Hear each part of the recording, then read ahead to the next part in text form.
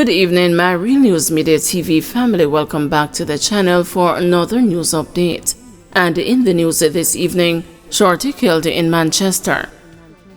Police are probing the murder of a man in Cedar Grove, Manchester on Thursday night. Police named the victim as Dwayne Danville. Residents say Danville was also called a shorty or short man. He is said to be in his 30s. Reports are that about 8 p.m., residents heard loud explosions. Just over an hour later, Danville was found suffering from what appeared to be gunshot wounds to the head and clutching a ratchet knife. The news was told that Danville was on a phone call with a relative when he got another call, prompting him to leave his apartment in Cedar Grove. Shortly after, he was gunned down at the entrance of the building. Danville was pronounced dead at hospital. Man shot at a jerk center in St. Mary. A man was shot and injured at a newly opened jerk center in Martin, St. Mary on Thursday night. It is reported that around 8:45 p.m., several workers along with a male customer were sitting at the exterior of the establishment when two motorcycles rode up and one of the riders brandished a firearm before opening fire, hitting the customer. The bikers escaped and the injured man was rushed to hospital, where he was admitted with a gunshot wound to his hip. Police are investigating the incident. Cops seek a construction worker for sex crime against a 13-year-old student. Police are looking for a construction worker after he allegedly had sex with a minor in Kingston on Tuesday. The 21-year-old is accused of having sex with a 13-year-old female student at his home. Reports are that the child and the suspect had seen each other on several occasions but never communicated. In April of this year, the suspect saw the teen and tried to communicate with her, but she refused. Another date in April, they saw each other in downtown Kingston and exchanged Instagram accounts. They have been using the social media platform to communicate since, the police said.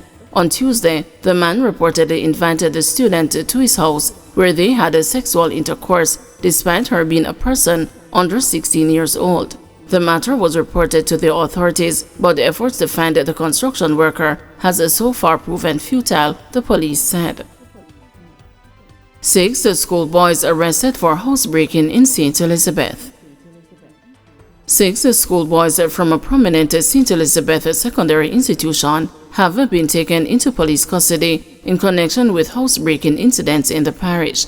Head of the St. Elizabeth Police Superintendent Coleridge Minto said the boys, whose ages range from 13 to 16, were arrested for housebreaking on Thursday night in the Malvern police area. They were taken in due to an ongoing investigation for housebreaking. 8 televisions were recovered at the premises where the raid was conducted, he said on Friday in Goshen.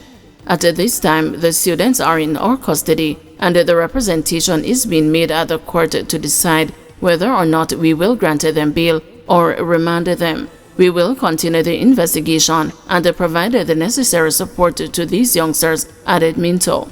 With Friday being celebrated as a Children's Day, Minto said support is being given to schools. We will provide the support to our schools. The Safe Schools program is very active in this parish. We have been going through a number of the schools, working with the deans of discipline, the guidance counselors, and even social workers, and there are a number of incidents that have been taking the national airwaves over the last couple of weeks. We certainly will, from our division, provide our community safety and the security officers to deploy them into our schools to assist with the behavioral issues and to support the school with their own behavioral modification programs, he said.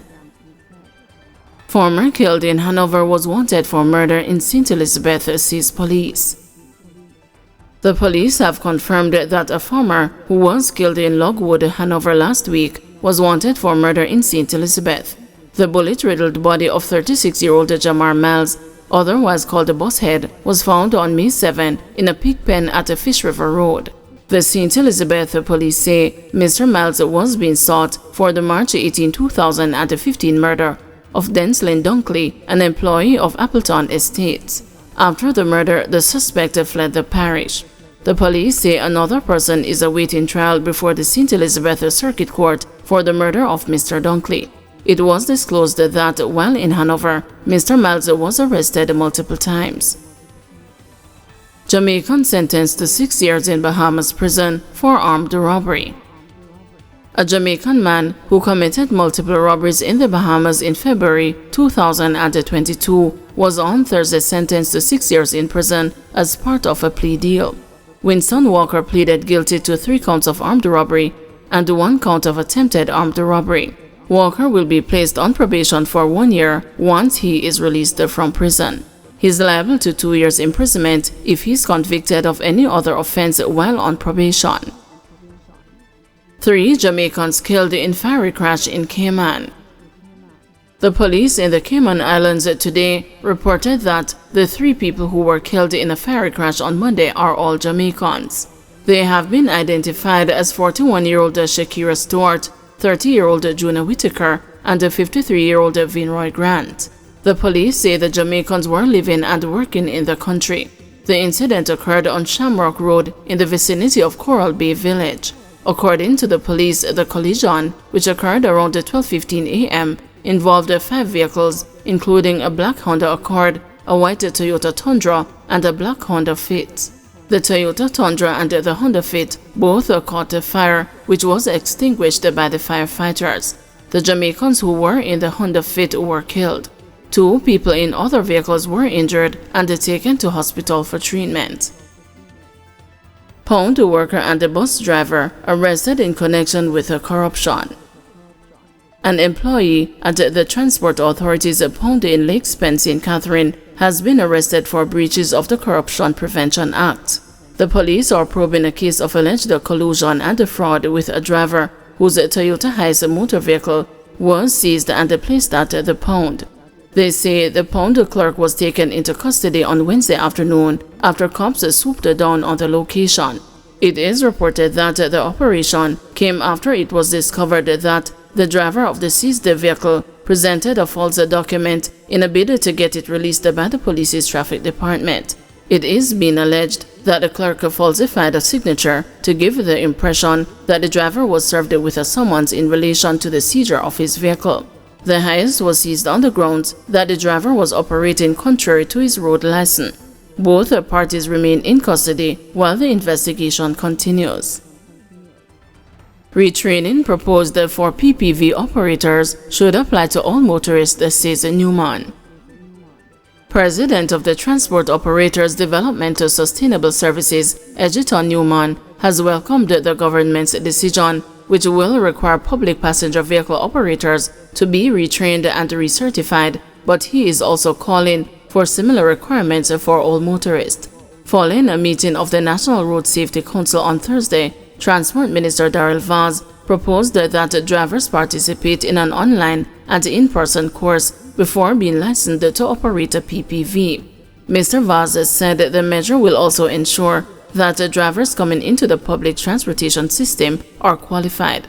Mr. Newman has suggested other measures such as enforcement and an emphasis on defensive driving, which he believes could strengthen the impact of the announced policy. Motorists in a whole, training, retraining, recall must be the order of the day, followed by strong enforcement, and must be dubbed seriously with defensive driving. The program of the Transport Authority is very good, very well if you want a badge. And my belief that next 2 years from now, any public passenger vehicle owner is going to renew their license. They must show a certificate from a reputable training institution that they have completed at least a 4-day training. Knowledge is important in public transportation and in driving on a whole. You have people who don't know the road code, can't read the road code, can't read the road signs, and they're driving. No, we don't have safe roads. We don't have safe space to drive. And we need to look at that seriously. We are hopping over it and talking about enforcement and cameras. If you don't have safe roads, you cannot have an accident-free or a crash-free country. It's impossible to have an accident-free country, but we can reduce road deaths by 40-50% in the next 12 months. We are focusing on 25% now. We have an everyday program in TODS focusing on road safety among our members and on wider motoring public. but we need to have safe space for our motorists.